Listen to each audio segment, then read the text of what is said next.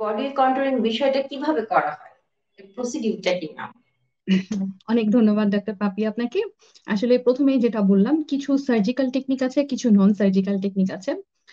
Non surgical technique গুলোর মধ্যে আমরা সাধারণত যেগুলোর সাথে বেশি পরিচিত বা বাংলাদেশে যেগুলো আমাদের এখন বেশি অ্যাভেলেবল, সেটি হচ্ছে বিভিন্ন ধরনের আল্ট্রাসাউন্ড, লেজার, রেডিও ফ্রিকোয়েন্সি। এই সাথে সাথে বিভিন্ন ধরনের ফ্রিজিং টেকনিক্স, যেগুলো আমাদের অতিরিক্ত ফ্যাটটাকে নন সার্জিক্যাল বা নন ইনভাসিভ প্রসিডিওরে রিমুভ করতে সাহায্য করে। সেই সাথে স্কিন টেক্সচার বা টোনটাকেও কিছুটা ইমপ্রুভ করে থাকে।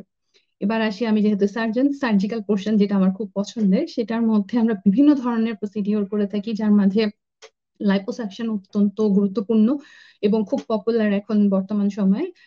এছাড়াও অ্যাবডোমিনোপ্লাস্টি বা টামিটাক সার্জারি, এছাড়া বডি লিফটিং সার্জারি বা ব্রেস্ট লিফট সার্জারি, এরকম বিভিন্ন প্রসিডিওর গুলো বডির বিভিন্ন অংশে আমরা বিভিন্ন ভাবে করে থাকি। এটা ডিপেন্ড করছে আমাদের কাছে যে ক্যান্ডিডেটটা আসছে তার বর্তমান অবস্থা কিরকম, সেটা অ্যাসেস করার পরে আমরা তাকে সেটা সাজেস্ট করতে পারি যে আপনার জন্য এটা এখন প্রযোজ্য।